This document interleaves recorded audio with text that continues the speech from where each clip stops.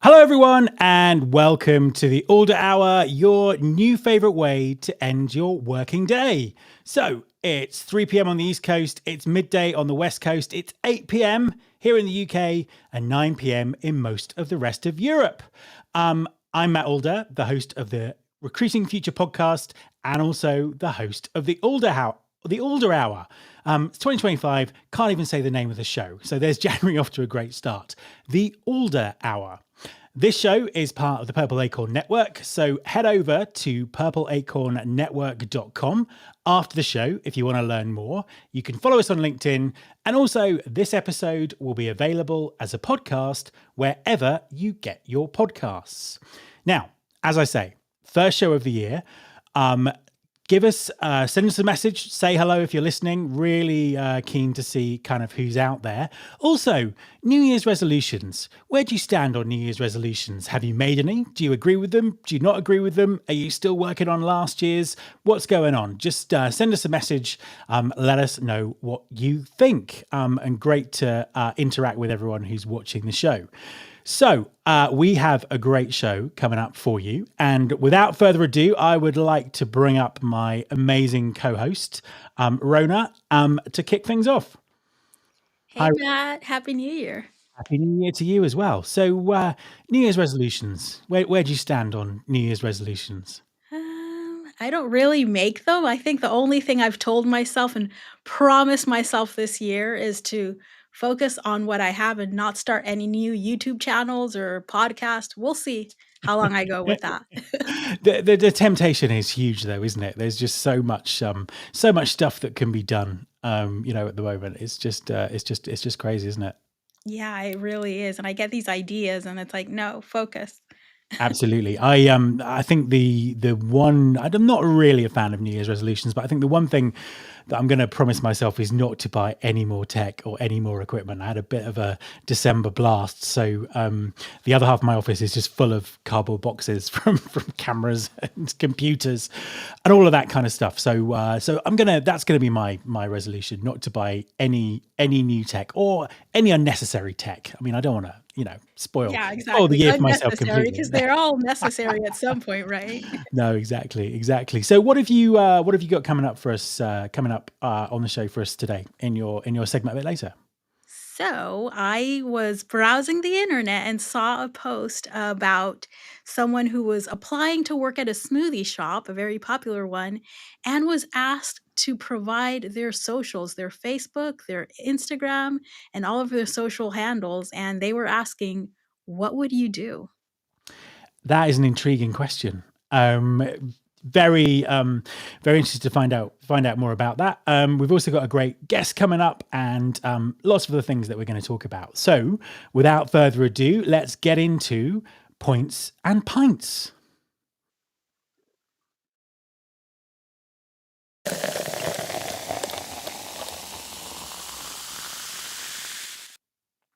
Okay, now, if you're not seeing this section of the show before, I open a beer and we talk about some of the things that we've seen in the news this week. So this week's beer is by a brewery called Northern Monk, who are based in the north of England.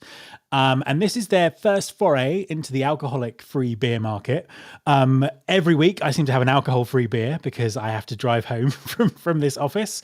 But there's some really nice ones. So this is a hazy pale ale. I'm going to open it. It got a bit shaken up on the way here. So it's this. Hang on, maybe this could be it.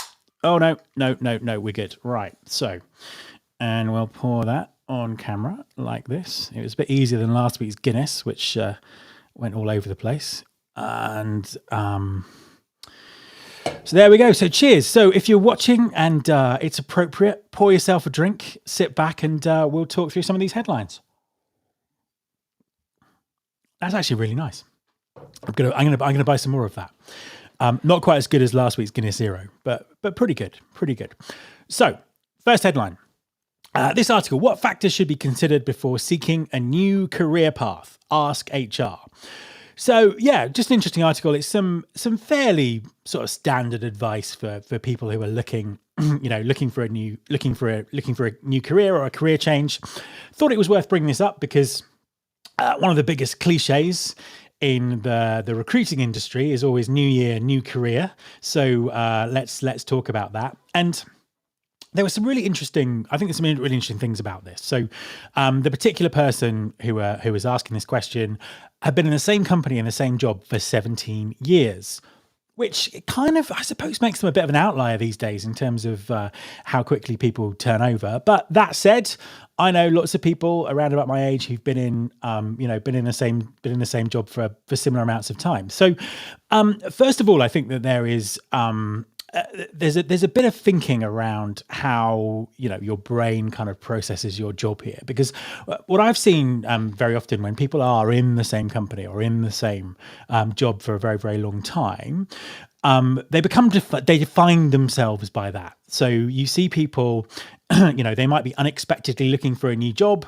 or they fancy a change, but they immediately define themselves by what they've done and what they've been doing, and kind of shut off loads of other opportunities. So I think that one of the biggest things here, and I don't think it really kind of comes across in the article as much as it should, is that just that kind of open-mindedness, and doing that research and really thinking about what is it that you can do and what is it that you want to do.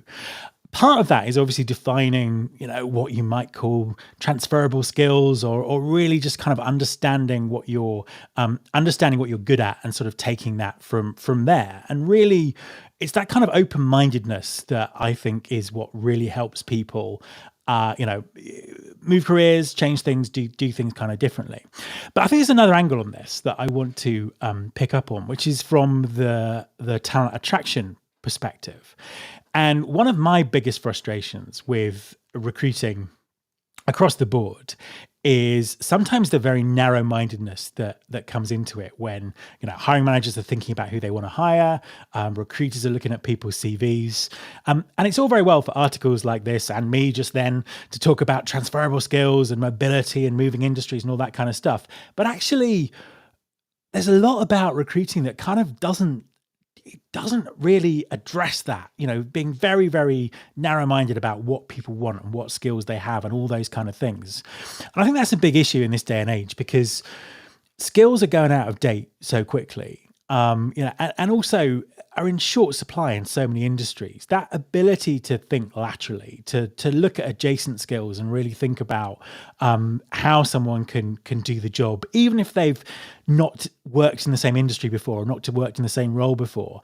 I just think it's absolutely vital. And I know that from a recruiter perspective, it can be very difficult to persuade hiring managers to be open-minded, because they just want someone like the person they just had to fill the role. But it's kind of got to change. And I think that the companies that are going to win this year when it comes to talent, when it comes to having the people and the skills that they need in their business, are the people who can look for adjacent skills, who can assess soft skills properly, look at things like learning agility and all those kind of things. And the technology is there now. The assessment tools to do this are there now. AI is helping with skills identification and all those kind of things. And that, to me, I think is a massive trend for the next couple of years. And I think I really think it's something that everyone has to think about, whether that's broadening your own mind about how you think about recruiting, or educating and really working with your hiring managers to really find some of the amazing talent out there that may not have worked in quite the industry that you think they should have. Rhona, what do you think? Yeah, I mean, I definitely agree with you as far as we have to be looking more critically at people's skills. People aren't necessarily great at, especially people who've been at a company for so long. What in my experience, their resumes even read like they speak the lingo of the company that they've been at. They've been so attached to it that they just speak that lingo. And yeah, we can ask candidates like, "Hey, you should be speaking industry lingo in your resume." But we're the professionals. We're the ones hiring. Look through that. Get on a call like the lingo of larger companies. It's like, okay, this means they probably mean this. When they have the core skills that you are looking for in the role, talk to those people, like when you talk to them, that's when you can get through, like, okay, are they so stuck in that company that they'll never be able to do anything else? Or is it just what they've been doing for 17 years and this is the only way they know how to talk about these things? That's really how I approach it, and those are the conversations that I have with hiring managers. It's like, look, yes, they might say that they're a Dell certified systems expert, someone who's been there for years. I used to work at Dell, so I can talk about Dell. They're a Dell certified systems expert. You know what? The difference between that and A plus certification is so small. They have the core skills of someone who is A plus certified. Only that they only learned about Dell, but really, is it that different than any other PC out there type of thing? So it's our job as recruiters to, one, dig deeper and look at those skills critically, and then have those conversations with our hiring managers and explain to them the transferable skills, not just, oh no, this person doesn't have exactly what I'm looking for, it doesn't match exactly. No, exactly. I remember having a conversation with a friend of mine a few weeks ago who was he was very frustrated because he couldn't get his internal recruiters to give him any time and attention for his role, and he was asking me, where should I look for this type of person? And I asked him what that type of person was, and he just gave me a list of the very specific databases they used, and then described the person who used to be in the job down to the university they went to and how much experience they had. And when I said to him, like, take a step back and actually tell me the skills that you're looking for. And when we went through that process, and he was delighted because he was like, actually, the talent pool that I'm looking at is now infinitely wider than it was when I was looking for someone who went to a very specific university, could use a very specific database, and all that kind of stuff. So I think we talked about this kind of last week. The sort of the cultural norms about how people think about work and recruitment are changing, and I think this is a really good example of that. And I wish anyone who's looking for a new career this year the best of luck, and I hope that recruiters and hiring managers are open-minded, and technology can help as well. Speaking of technology, let's move on to the next one. Could that hire be a deep fake? I need a drink before I get into this one. These pros say the risk's growing. Now, this is a really interesting article, because the angle it takes, it's talking about AI-powered social engineering attacks. If you don't know what that is, it's basically cybercrime. It's people convincing a company that they're someone else, to get into systems, to hack systems, to steal data, those kind of things. So the examples that they used in this article, apparently last May, someone built a deep kind of video fake of the CEO of a big advertising agency. I managed to get into a Teams call, pretending to be that person. And also it quotes an example of someone who was hired and wasn't who they said they were. And that access allowed them to kind of install malware into the company system. Now, the really interesting stat here is, I don't know if you've seen, everyone looking, have you come across these deep fakes? Have you seen, how good some of these videos now are? Basically, 57% of people who were surveyed for this article said that they could spot a deep fake. There was no fooling them. Doesn't matter. I can see this. I can see through this technology. Nothing gets past me. However, in practice, actually fewer than 25% could actually spot a high quality deep fake.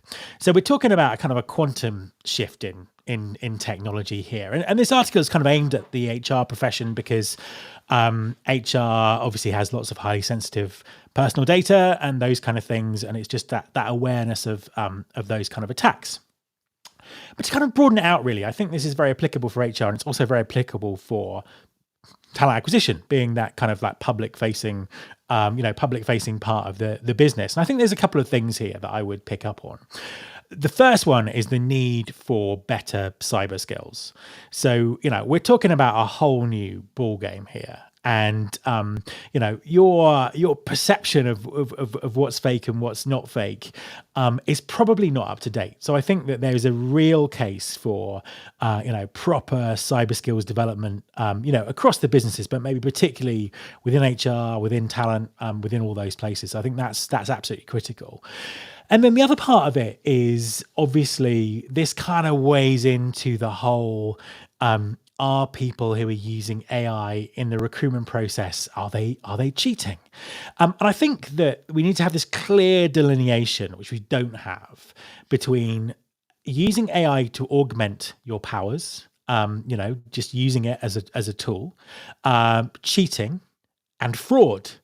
This is obviously on the fraud end of things, and it's quite clear, but I don't think we've actually kind of we've really got a sense of how that kind of all fits together and what those kind of other two things are. So yeah, a couple of things that I would take from this. It's like, one is that the importance of that cyber skills development, but also how does this apply to the recruiting process? What's fraud, what's cheating, and what's just using the tools that you have available?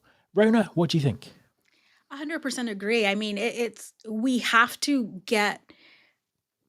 be educated on what is a deep fake and like what is fraud and what isn't. Like you were saying, people say that more people think that they can identify it than what they really can. So definitely talk to your teams, lean on like cybersecurity training at most companies is the fake email that they send you to make sure that it's not a phishing attack or whatever. We really need to step it up in that, especially with public facing roles like talent acquisition, customer service, people like that. You really have to train them on how to identify it. So that's one thing. And then, like you said, have clear delineation of what's fraud, what's cheating, and what's just using AI to what it was made for, to like help you. And like it's just like going back to the times when Google was first starting and stuff like that. Like it's just what's changing and what's new and just adapting to that. So knowing and having a policy of, like you said, what's fake, what's cheating, and what's like using AI. Absolutely, and it's that's easier said than done when the goalposts keep moving like this. But I mean, deepfakes I find fascinating, but also terrifying because as a content creator, I've got 700 podcast episodes out there, so I've got hundreds of hours of my voice, probably saying every word I've ever said. And yeah, the capacity for someone to make at least an audio version of me is quite terrifying. I mean, do you feel the same? What do you think about it from a personal perspective? I was super like the software that I use for to record my podcast had this things like, oh, try AI voice. And I just like typed in something. It sounded just like me. And I was like, I'm not okay with this, to the point where like I could really do like my ad reads, like short 30-second things. I could write them and that thing would say them just like me because it's learned my voice. So it's very scary, but it's the reality of the times that we live in. Yeah, but also quite useful in terms of being able to record things, intros and things for you. Okay, so talking about cheating and augmenting and all that kind of stuff, let's move on to the next point.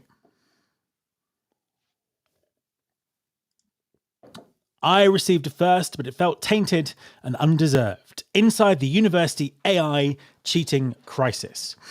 Again, this is another interesting article, and basically it's about it's particularly about British universities, this one, but I'm sure it's the same all over the world.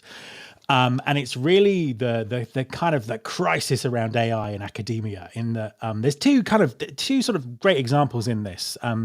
So universities kind of employing technology to try and work out when their students are using AI to write essays or do whatever it is. And there's a few examples of people who've been accused of cheating, but hadn't been cheating at all. They just happened to, I don't know, they probably used the word "let's dive in" or something, some kind of AI cliche, and accused of cheating. This actually happened to someone I know, to their son at school. They were accused of using Chat GPT to write an essay, and they didn't. So that's the one side of it. And then the other side of it, there's someone who got a first for their work for a particular term, which they entirely used AI for. and they felt tainted and cheated and undeserved and all that kind of stuff. So really, really interesting. And I kind of had two angles on this. The first one is kind of it's kind of a bit broader in terms of, are we actually teaching students the right skills for the world they're going to live in? We're already in this kind of AI world. It's not going back in the box anytime soon, as far as I can see. So actually, should universities not be working with their students to try and find ways of learning with AI, in terms of the students are still learning, they're doing that kind of stuff, but they're learning skills that are augmented by AI, and AI's kind of really kind of helping with that. So I think that's the kind of the first thing. Is this something that universities are just taking the completely wrong approach to? And then the second thing, again, I think reflects back into the recruiting process, because in some ways this is what's going on with a lot of companies who are trying to use anti-AI software to catch candidates cheating and all this kind of stuff. And it just seems like a pointless tech arms race that no one is ever going to win. So I think there's just a much bigger conversation around this, and it's interesting that universities are doing this, because in most schools they're not doing anything. So it's something that's sort of taken the academic world by surprise, I think. And it's interesting to see how things are developing. But I really think that we need this whole new mindset about AI. It's going to be there. It's our work colleague. It's our work replacement, whatever it is. And, learning about it and using it properly, experimenting with it in the right way has to be something that we encourage. And also, we don't want to see the kind of thing that's happening in this article happening in recruiting, because we're not thinking it through properly. Rhona, what's your take on this one? Yeah, this one's interesting because in the article they were even like, what is cheating with AI? Are you being resourceful? Because if you use Grammarly to check your spelling and your grammar, that's AI. Yeah. So is that not acceptable? I think, like you, we have to think about it differently. We need to be teaching people how to use these tools. It's not, I guess we could have the debate. Is it plagiarism? Is it not plagiarism? It's going to happen. It's here. People are doing it.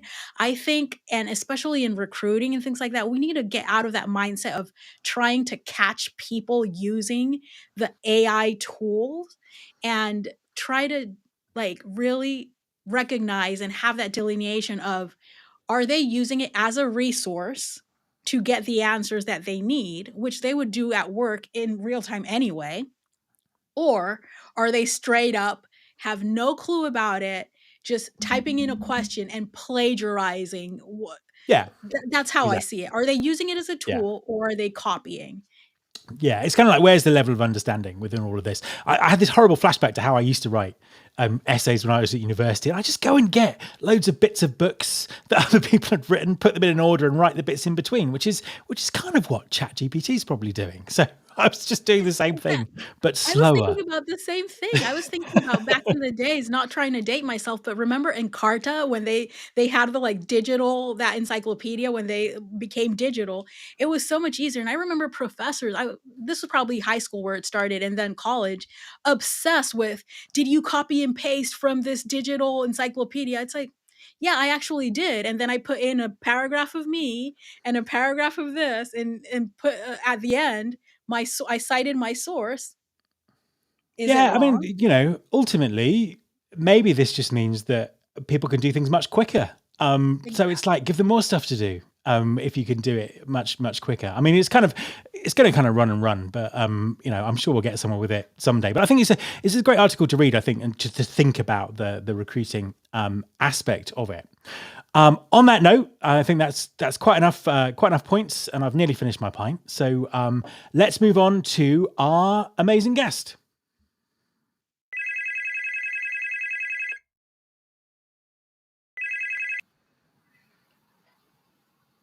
Hi there, Joanne. How are you? I'm good, Matt. How are you? I'm very good. Thank you so much for coming on the show. It's an absolute pleasure to be talking to you. I suppose to start with, could you introduce yourself and tell everyone what you do? Yeah, thanks, Matt. It's a pleasure, all mine, definitely. Thanks for asking. So, I am very passionate about technology in our space. I've been in this space for over 28 years, and my role is I really look at emerging technologies and how do we elevate, innovate, and level up our positioning of sourcing and recruitment using automation and Gen AI and AI type as technologies. So, I'm really happy to be here and speak to you today. Fantastic. Now, and I know you were listening into the last conversation, so All just right. just to ask you, what's your opinion on this sort of cheating, augmenting, kind of AI world that we live in? Well, I'll tell myself, I use Gen AI every day, multiple times a day, of course, to do many things, whether it's, generating a response to an email as simple as that, or, help me create, a business case for something that I'm doing. I think it's helping. I don't necessarily think that everyone knows how to use it in the way that it Yeah, should be used.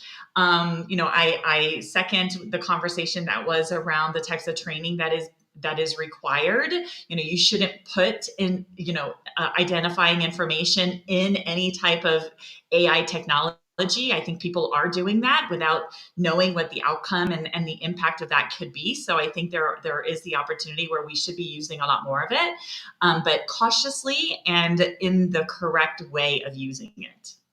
no, absolutely. And I think that the more I've used it, the kind of the wider sort of use cases that I found for it, just not so far away from write me this thing from scratch, and so I don't have to Absolutely. do it, but just so clever in terms of judging sentiment in meetings, or pulling projects together, all those kind of things. Just incredible tool, and it's really something that everyone kind of needs to get to grips with, really. So 2025 has literally just started. It feels like June already. It's been a long week. You see Um, that? Same here. yeah, absolutely. So what's on your kind of radar? What are sort of the big trends that you think we're going to kind of see over the next 12 months or so? Well, when I joined the previous conversation is around, skills.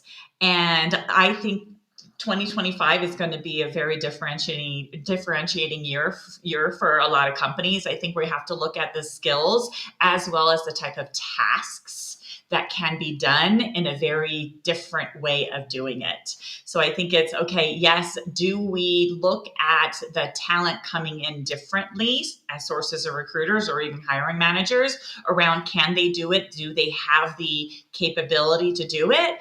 And would I be willing to bring on someone who can level up to what I need with a basic 2-week training course or with just a certification that is needed because they already do this? So that's going to be a very interesting take on skills. I also think that a lot of organizations are thinking differently about their workforce. Can we look at tasks and break down tasks? Should we be automating some of these tasks that some of us are doing? Or should we be looking at different ways of delivering this type of work with, different types of roles and elevating some of the value proposition for us? So those are some of the things. I also think, I saw something on LinkedIn not that long ago where someone said, I got 100 resumes for a position within minutes. And I want every single candidate or talent applying to have a good experience. Well, Gen AI can help us do that, right? You yourself don't have to, Mr. Recruiter, by hiring manager, to do that yourself. You can have Gen AI help you, and it still feels like that personal touch. So taking that top of funnel, making them have a really good experience as a talent persona, and then drilling it down to the right messaging for them. And then perhaps even giving them some guidance around what they could be doing in their career pathing or their education or their experience to be able to get to that next level. So I'm excited around what Gen AI can do for every persona of a hiring manager, of a sourcer recruiter, and of course, talent as well. Now, I really want to talk more about the skills and the tasks thing, because I think that's fascinating. Before we do that, I just want to kind of sort of pick up on that last point, because I think yeah, absolutely 100%. I think this is the secret sauce we've been looking for years in terms of giving candidates that kind of feedback, that kind of experience. But also, I think that I don't know if you agree, but I think if employers don't do this, they're very quickly going to kind of fall behind people's expectations, because I'm already noticing in the apps that I use, the software that I use, the things that I use. I was going to say in real life, in like non-work life. Quite know what I mean by that. It's kind of happening already. So I'm already kind of interfacing with Gen AI. Gen AI, conversational AI. It's given me lots of great information. It's kind of really flexible. I absolutely love it. Probably better than waiting to talk to a human. And I think if recruiting doesn't kind of keep up with that, then it's going to look even more archaic than it potentially looks at the moment. Do you think? Oh, Matt, I could not agree with you more. If you think about how we do things today, and I'll use my 20-year-old, 23-year-old son, he literally talks to his phone. We talk to Alexa to do things that we hadn't done a few years ago. So, level up your job search as a talent, or your effort from a source or recruiter. That's how we live our day-to-day life. So why not take what we do on a daily basis and transform it the way that we're doing recruitment and sourcing, and the way that our industry does, by how we do our day-to-day life. No, absolutely. I think that's always the thing, and that's kind of always been the thing with. I think it's always been the thing with talent acquisition, but it's just. I think it's even more important now because it's just moving so quickly. So to come back to the skills and the task and all those kind of things, I think that's kind of a fascinating way of looking at things. Talk us through a little bit about how that sort of works in practice. What is it that employers should do? The employers that you work with, how does that actually kind of pan out? Well, first of all, I think organizations have to ask themselves that same question, right? Are we in a place where we recognize that, and again, I'm going to use this archaic term, the war on talent, if you will, right? Are we in a good place to be able to fill the jobs that we know exist today and the skills are not there? Or the jobs of tomorrow, or the tasks of tomorrow that don't exist, right? Did we have, roles 5 years ago that were going to focus on Gen AI type of applications? We didn't. So now that they are here, how do we ensure that we are organizations and enterprises that know how to get that work done by dividing it out into various different skills and or tasks? So I think every organization needs to be thinking about that. And at the C-level, the C-suite level, certainly they are. Yeah. I wonder how much is being discussed beyond that C-suite, right? How are you bringing in the organizations down to those people who actually hire, around the fact that these skills may not exist today, the tasks may not exist today. Let's look at our hiring plan a little differently to say, these are the types of tasks that we're going to need to get done. These are the types of tasks that we can automate with AI and Gen AI types of tools. And then this is the type of work that still needs to get done, whether it's thought leadership or, of course, management type of capabilities, to identify that level of task and then look at those skills that are comparable to maybe what exists today, but even more importantly, what doesn't exist, and how do we close that gap together? And I suppose that also means that you can think much more holistically about skills and talent. So it's almost like, what can we automate? What could we get an AI to do? What can we buy or borrow an AI to do? What's a full-time job? What's a contract job? What's a gig job? It's kind of also, what do we need to train people to do? It's a much more kind of holistic way of thinking, isn't it? It really is. It really is. I would agree with you. I also think that when you're looking at things of bringing in Gen AI and AI, I think you and Rhona were talking about it earlier. It's here, right? And it's going to either enhance, and some things, unfortunately, it is going to replace, right, what people do today. But also, I think it's going to enhance our ability as thought leaders or as managers to be able to focus on those high value things that we need to do, and allow for some of that automation to take on some of the day-to-day operational tactical type of things that maybe, Matt, you and I don't want to do anyway. No, absolutely. I think I've read quite a lot sort of over Christmas. I think that the Christmas period, everyone decided they were going to write an article about AI agents because it was just like literally this stream of stuff that was kind of coming at me. Some of it was very good. Some of it I wasn't quite so sure about. Some of it was obviously written by ChatGPT. But I think one of the interesting things that I kind of picked up on was the whole idea that actually, we're coming at tasks from a very human perspective. And actually, if you come at things from an AI perspective, the tasks aren't actually the same, or not actually necessary because of the way that things work. So do you think that it kind of redefines work in another way as well, just in terms of how things are actually, how work gets done, how people get to the outputs and the value? That's key, Matt, because the process of which we do things today, it shouldn't be a lift and shift. We should also be thinking about, is that the right process? And with the usage of automation or Gen AI, does that change?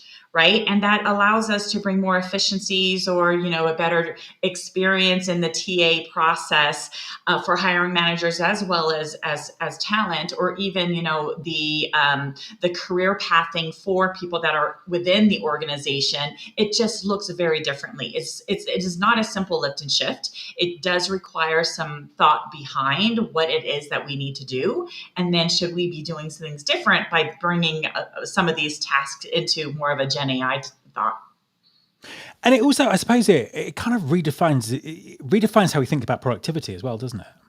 It really, yeah, absolutely. Yeah, I think you need to think about, how are you measuring productivity now that, we're thinking about some of the value added is what, thought leaders and or some of our organizations are going to be doing. We're removing some of the tactical things that I think we still evaluate productivity on. No, absolutely. And I suppose a final question for you: what is the future of talent acquisition and recruiting look like? Where is it that what is the journey that we're going on? Where are we going to get to with all of this? I think we would have multiple opinions on what this could look like, and I think we have to think a little bit about the different personas that we're thinking about. I think there is definitely, and you said it, Matt, earlier, there is a perception of an organization's brand that is very, very critical in the TA process. I do hope that we are looking at bringing the usage of automation and Gen AI very thoughtfully. How do we bring such things to the table where we're still allowing for that positive brand experience for people that are in the process of looking for a job? I was a talent earlier in 2024. I took a hiatus. I went and played around with the various different types of, job application process. I think it's really going to look differently 2 to 5 years ago. I question whether or not we're going to have sourcers titled sourcers, recruiters titled recruiters. I think we're going to look very differently in 5 years. A lot of automation. The relationship is going to be even more critical. The consultation, I think Rhona said it earlier in one of the other sessions. How do we provide insights to talent around going into some other direction or what you need, right? That relationship is going to be even more critical. And that consulting that we do for talent as well as an enterprise hiring manager, procurement TA is going to change drastically. And that's where the thought leadership and a lot of the value add is going to be focused on. And I think this could be very controversial, but I think 80% of what the TA process is going to be automated. I completely agree with you, and I don't think it is controversial. If people think, well, it is controversial, but if people think it's controversial, then they probably need to take a step back and really, really think about it. And it's, I think we're in for a transformative year, definitely. Joanne, thank you. Yeah, absolutely. Yeah, I love it.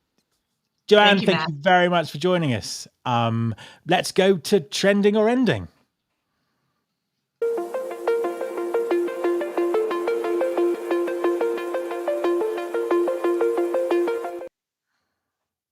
Hey, Rhona, welcome back. Right, tell us all about this. So, like I was saying, this was a post that I saw. A candidate was applying to, like, filling out an application for a smoothie shop, and they were asked, and these were not optional, right? They were asked to enter their Instagram username, their Facebook username, and people were wondering she was wondering, what should I do? And I like a comment. I'm going to read her first comment. It said, if work and life are supposed to be separate and you should leave your personal life and issues at the door before clocking in, then why do they have the right to try to use it against me? And that to me was like, wait a minute. Why did everyone, and this has hundreds of thousands of views, thousands of comments, why did everyone assume that whatever you enter in that field is going to be used against you? I think at the core, this is a problem. The real issue here is boundaries. It was an entry level role. Personally, I don't see why they would be asking for this information. I don't get it. And no one else does, judging by the comments. Maybe they have a very valid reason for requesting that.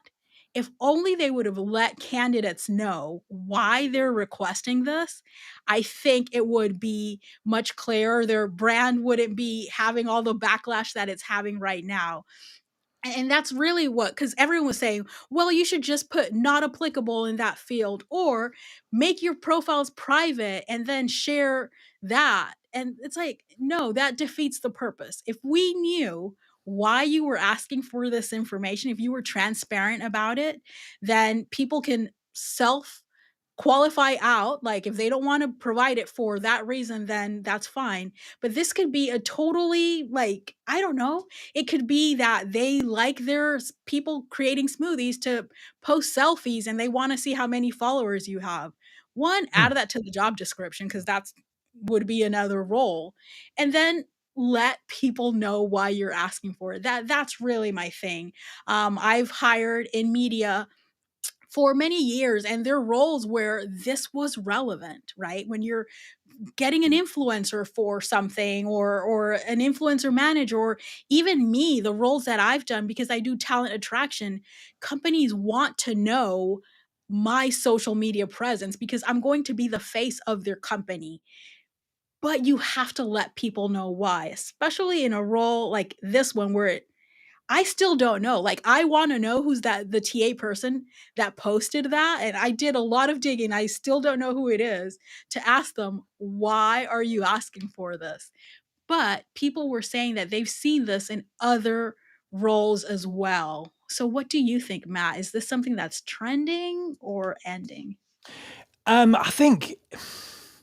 I think trending, but but as I say, as you know, as you say, in this case, just done so badly. And again, it is interesting that people instantly assume the negative. It's like they must be wanting to check up on me, or all that kind of stuff. When it could be a very positive thing, or it could be a requirement for the job, and you just don't know, do you? I think that's the whole part of it. So I suppose there's two bits of this for me.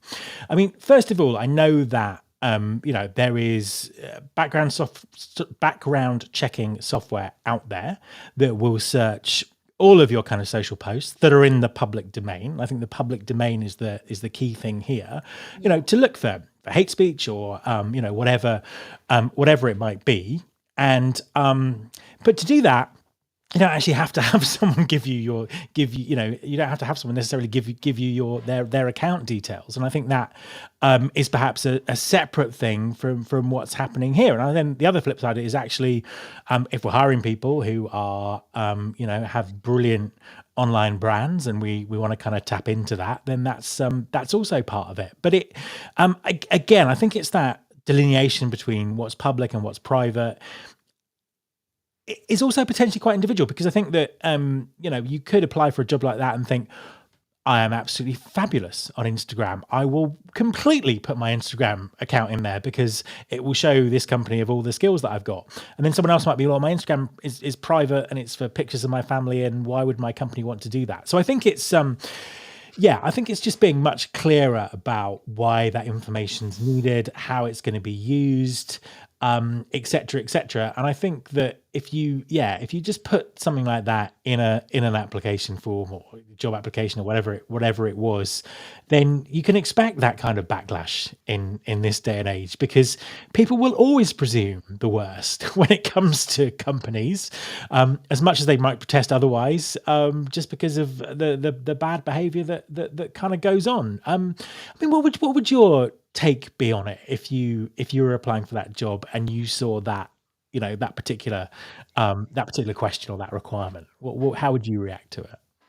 I think because of all the knowledge that I have, like you said, I know that there's background check software that does this without me providing it. I know all of this information, but if I were someone who didn't know any of this, I'm just applying for a job, I think I would probably be nervous about what it means. Am I going to be judged by what's on my social media? Are they going to disqualify me because of it? Like all these questions. So I would want to know. And like I said, when I applied to jobs, I know I have to provide um, this. I also, as you know, I'm a huge advocate of employee generated content and all of that. But if you're going to require it from employees to the level where you're checking at the beginning of the process, even before you talk to them, then it needs to be part of the job. It needs to be compensated accordingly. You can't just tap into people's brands that they've built um, for free. And I've also done that too, where I've been hired and someone assumed that they were going to tap into my brand. And it's like, actually, that would have been a whole other conversation for a whole different price um, to be able to tap into my audience that I've built from Yeah, scratch your for asset. years. It's your asset. It's like, it doesn't come free with you.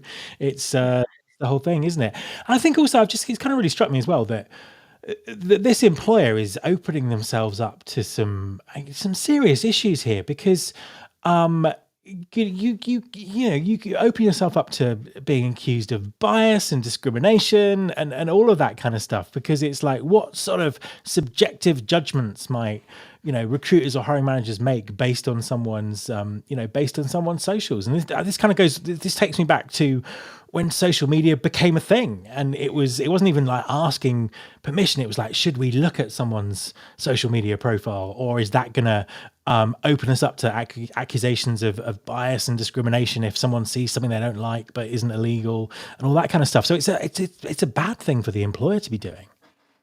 Yeah, and we might tackle that in a future episode, who knows, because I've been seeing an emerging trend where companies are telling their recruiters, don't look at social media, not even LinkedIn. Um, I really think that it's something we're going to continue to see, but we have to do it responsibly, and we have to let people know why we're asking for this information and what we're going to do with it. Otherwise, you're going to have hundreds of thousands of people on the internet trying to decide and figure out and put words in your mouth. So the clearer you can be, the more upfront you can be, the better. And also, I think before we went on air, you were telling me that this is one particular store, and it isn't sort of consistent across the company. It's just like one particular location. Yeah. So when I see things like this, you see everything on the internet. It's like, okay, I have to see first if it's real before even talking about it on the show, right? I don't want to bring information to anyone that isn't real. So I went to apply for this. I went to the company's website, and the application on the website does not require this. So I'm like, took a closer look at the screenshot, and I realized that it was on Indeed. So then I went to Indeed and tried to apply to this. This is a national smoothie shop, to the one close to my house. They didn't ask for that either. So now I'm thinking, okay, is someone really making this up on the internet? This is a very legit looking screenshot. So I applied for the specific location that it said on that screenshot. And then I got the questions asked. So I was like, wait, this is such a bigger problem. Now, from a TA person, I'm thinking, someone who's been in TA leadership for so long, wait a minute, what? The website is asking for one thing, Indeed is asking for another thing, one location's asking for, it's like, it just gave me this, like, oh my God, Yeah, exactly. It's just like panic.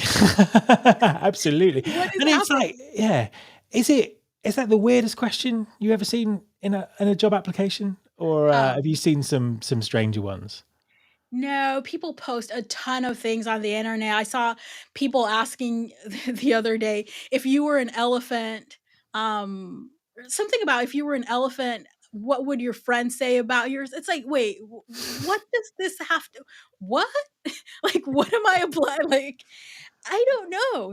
People get creative. I think, like you were talking, there's we're getting hundreds of applications in minutes. I remember the last role I posted in 2023. Yeah, the last time I was recruiting actively, I posted a role and I got hundreds of applications within the first 10 minutes. And I was like, whoa. Um, so people are trying to get creative and do these little knockout questions. Again, they have to be relevant to the role. Otherwise, you're just bringing in bias. It's just ridiculous. Just like what you put on the job description has to be relevant to the role, what you put in the application form also has to be relevant. It has to tie in. And I get it. I work in TA. I get the hiring managers telling me, like, ask this. But I guess I'm different. I don't take an order from a hiring manager just because. I ask, why are we asking this? A Mm. question that's got me in so much trouble before, but it's also helped me, I think, be successful in my career. Why are we asking? And I think that's such a great question, because sometimes people are just cutting and pasting something, or you find that there's this like cultural history in companies that we've always done this, and then you ask people why and they've got no idea. So I think that is that's my question of the year. I think I'm gonna adopt, and it's only the 6th of January. Rhona, thank you so much for bringing us that, and look forward to talking again next week. Yeah, see you next week. So that brings us to the end of another show.